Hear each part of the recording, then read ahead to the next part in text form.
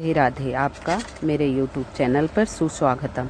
आज मैं मोहिनी एकादशी की व्रत कथा सुनाऊंगी जो वैशाख मास के शुक्ल पक्ष में पड़ती है, जिसका कल है दिन सोमवार और 1 मई को।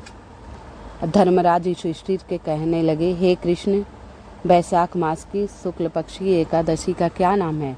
प्रभु जी ने कहा, हे धर्मराज, उसे मोहिनी एकादशी करते हैं। मैं वो कथा सुनाता हूँ जिसे महर्षि वशिष्ठ ने प्रभु राम जी को कही थी। ध्यान से सुनिएगा। सरस्वती नदी के तट पर भद्रावती नामक एक नगरी है, जहाँ श्रुतिमान नामक यदुवंशी राजा राज करते। वहाँ धन निदान सब गुण संपन्न पूजा पाठ हवन पूजा समय समय पर होता रहता। वहाँ एक पुण्यवान धनपाल नाम का वैश्य भी रहता था। वह परम विष्णु भक्त था। अनेक भोजनालय, प्याऊ, कुआं, सरोवर, धर्मशाला आदि बनवाए थे। अनेक वृक्ष लगवाए। उसके 5 पुत्र थे। जो 5वां पुत्र था वह महापापी था। कोई देवी देवता पितर नहीं मानता था। वह वैश्य वृत्ति, दुराचारी, मनुष्यों की बुरी संगति में रहकर जुआ खेलता था। इसी प्रकार अनेक कुकर्मों से वह अपने पिता के धन को नष्ट करता रहता था। इसीलिए एक दिन उसके पिता को बहुत क्रोध आया और उसने घर से निकाल दिया।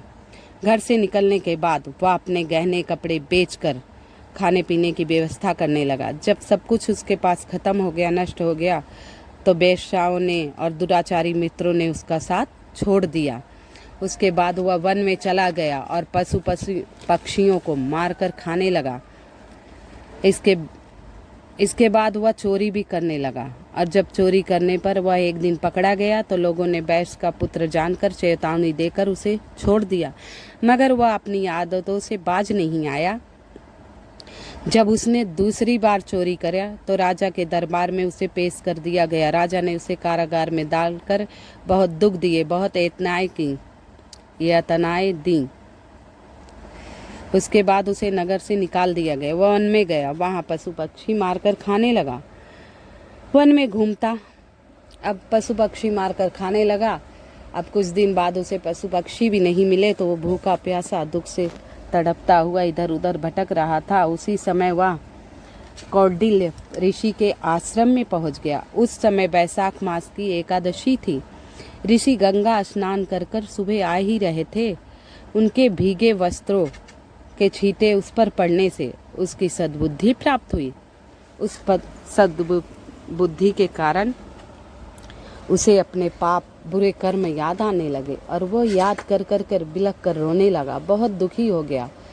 ऋषि के श्री चरणों में बैठकर बहुत देर तक रोया। फिर ऋषि ने पूछा, हे पुत्र, तुम्हें किस प्रकार का दुख है? तुम ऐसे विलाप क्यों कर रहे हो? तो उसने कहा, मैं महापापी हूँ। मेरे पिता एक पुण्यवान व्यक्ति हैं और मैं उनके धन को बेवजह ही नष्ट कर दिया। वेश्याओं के पीछे, अपने दुराचारी मित्रों के पीछे। इस वजह से उन्होंने मुझे घर से निकाल दिया। फिर भी मेरी आदत नहीं सुधरी। मैं चोरी करने लगा और पकड़ा गया। राजा ने मुझे यातना दी और मुझे नगर से निकाल दिया गया। मैं जंगल में आया, फिर पशु पक्षी मारकर खाने लगा। फिर भी मुझे सद्बुद्धि नहीं। हे प्रभु, आपके पुण्य आश्रम में आने से, आपके कपड़ों के छींटे पड़ने से मेरी आत्मा तृप्त हुई। मुझे अपने नीच कर्मों का एहसास हुआ। कृपा करके मुझे ऐसा कुछ उपाय बताइए जो बिना धन के किया जाए, क्योंकि मेरे पास धन है नहीं। बिना धन के जो मैं कुछ उपाय बताइए जो मैं करने से मेरे पाप धुल जाएं और मुझे पुण्य की प्राप्ति हो। ऐसे विलाप करते हुए, पश्चाताप करते हुए ऋषि के चरणों में रोता रहा। ऋषि को दया आई। बोले, जो पश्चाताप करता है पुत्र, अगर सुबह का भूला शाम को घर आ जाए तो उसे भूला नहीं कहता। हे पुत्र, आज वैशाख मास की शुक्ल पक्ष की मोहिनी एकादशी है। आप इस व्रत का पालन कीजिए। मैं इस व्रत को आपको विधि पूर्वक पुत्र बताता हूँ। यही आश्रम में रहकर आप ये व्रत करो। ऋषि ने उसे वहाँ बैठकर व्रत की सारी विधि बताई और नियम बताए और यही कथा उसे सुनाए कि सब पापों को तारने वाला ये एकादशी है। ऋषि के बात को मानकर वह विधि पूर्वक एकादशी का व्रत किया। ऐसे ही वो 1 साल आश्रम में रहा और ऋषि की श्रद्धा पूर्वक सेवा करता रहा और पूरे 24 एकादशी का व्रत किया। जब बैसाख मास की मोहिनी एकादशी दोबारा आई, उसने व्रत किया, उसका उद्यापन किया। फिर अपने पिता को घर गया और उसके पिता के श्री चरणों में पड़कर कहा, हे पिता, मैंने बहुत ही दुष्कर्म किया, आपको दुख दिया, हे पिता मुझे क्षमा कीजिए, मुझे पाप मुक्त कीजिए। पिता ने कहा, पुत्र, आपने एकादशी का व्रत किया, आपकी पुण्य हो गया, सारे बुरे कर्म धुल के पुण्य को आप प्राप्त हुए।